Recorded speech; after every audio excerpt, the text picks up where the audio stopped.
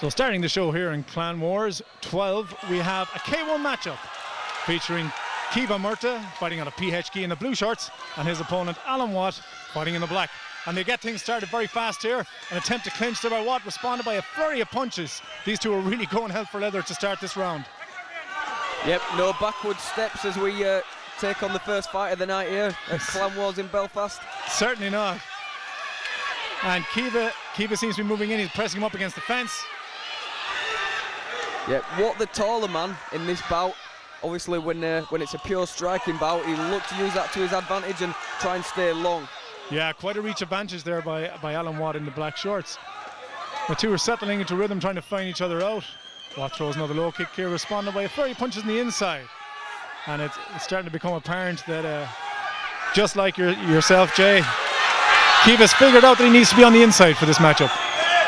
Yep, if Murtagh can turn this into a brawl and really close that distance as often as possible, you know, that's going to make it more of his fight, and he's looking to do that really often, unleash with short barrages of punches when he works his way on the inside.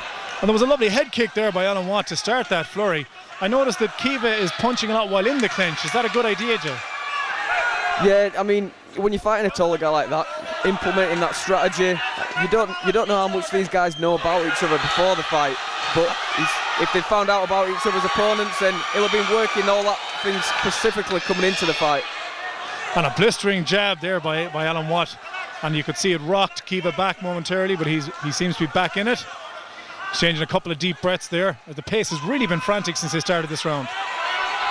Yep, you find that a lot more often in the K1 matches as opposed to Thai boxing, where the guys generally don't use the first round to get into the fight. These guys are throwing hell for leather in this first round. Absolutely, and a tremendous start to our broadcast here in the fabulous Ulster Hall in Belfast, Northern Ireland.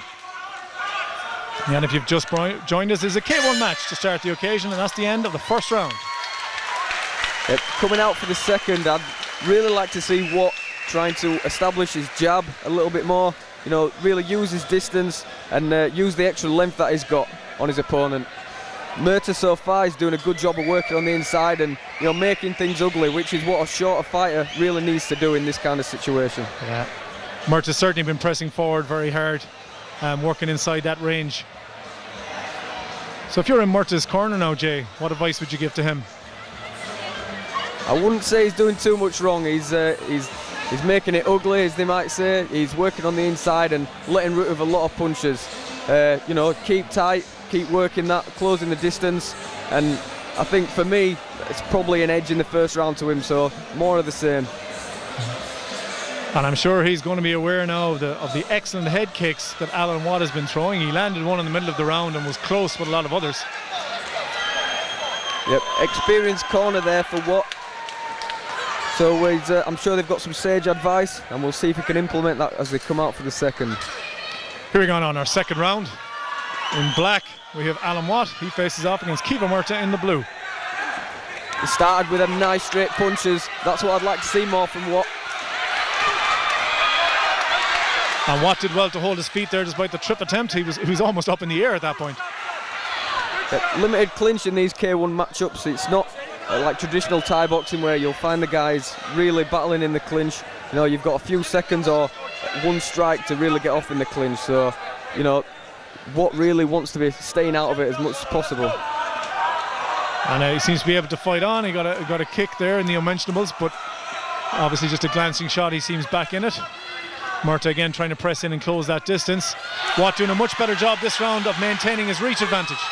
Yep, throwing nice combinations as well. He's really putting that knee on behind his punches, and that can be really effective, mixing up the shots. And a nice left hand lands there for Watt. That was an excellent. That was the jab you were talking about in the first round.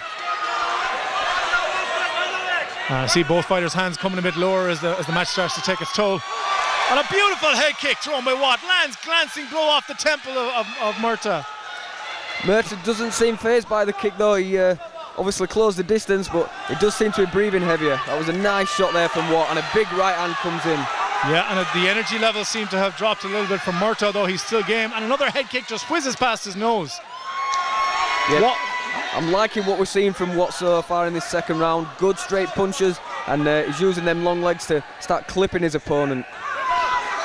Up against the fence again, Murtagh seems to be driving in, keeping inside that reach, but unable to convert it into some damage. That overhand right almost glances just outside the range there. Yeah, Murtagh looks tired to me now. He's, oh, and a nice knee lands. Tremendous knee in the head. And Watt presses advantage, lands another one. One thing you've got to say for Murtagh, he's a tough guy. He's hit them knees clean to the face. And to be honest, it doesn't look all too phased. He's a little bit tired, but he's still on his feet. What a chin. Potentially saved by the bell there, Jay. It looked like Murtagh was in a bit of trouble after having two strong knees and a barrage of punches following up. That bell came just in time, I think. Yep, if I was Murtagh, I'd be thanking the timekeeper there for calling time on that one.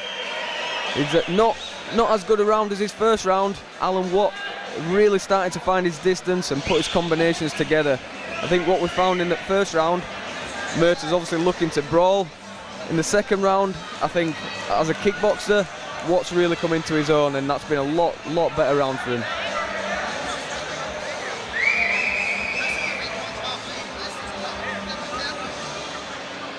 I'm sure Watt's corner will be asking for more of the same for this third and final round.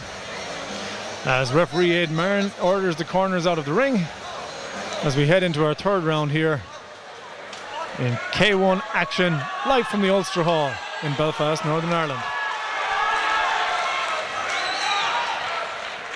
Yeah, plenty of action in this matchup to get the crowd excited for a long night of action to come. It's been deafening here at times, and this is only the first match. It's going to be a long night, Jay. Nice counter right hand lands for Watt.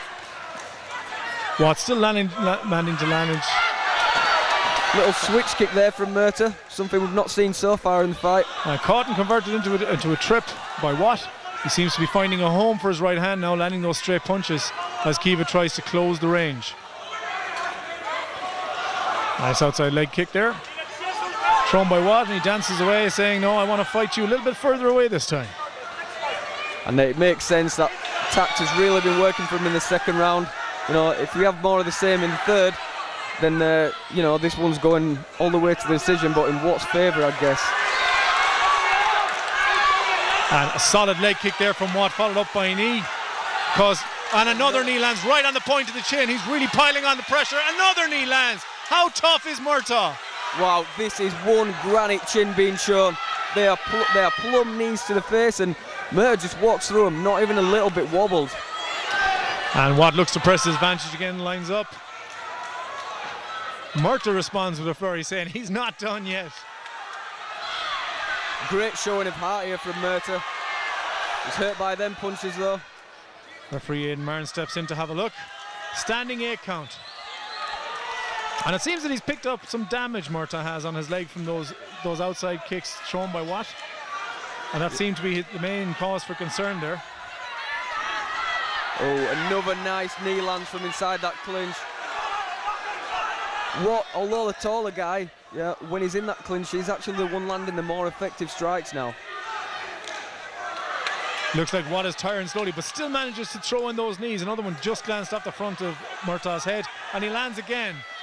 Murtagh is coming in, and when they're initiating the clinch, he's coming in with his head down, and that's allowing Watt to really throw them heavy knee strikes. Some tremendous punches being exchanged here from the two. And that's it for the third round. As we head to our judges' scorecards, Jay, would you care to put a wager on who you think took that fight? For me, I think we've got Alan Watt going up 2-1. We'll have to wait to see what the judges say, Mark. Okay, now for our official decision inside the ring. Ladies and gentlemen, your judges have reached a unanimous decision for your winner, Alan Watt!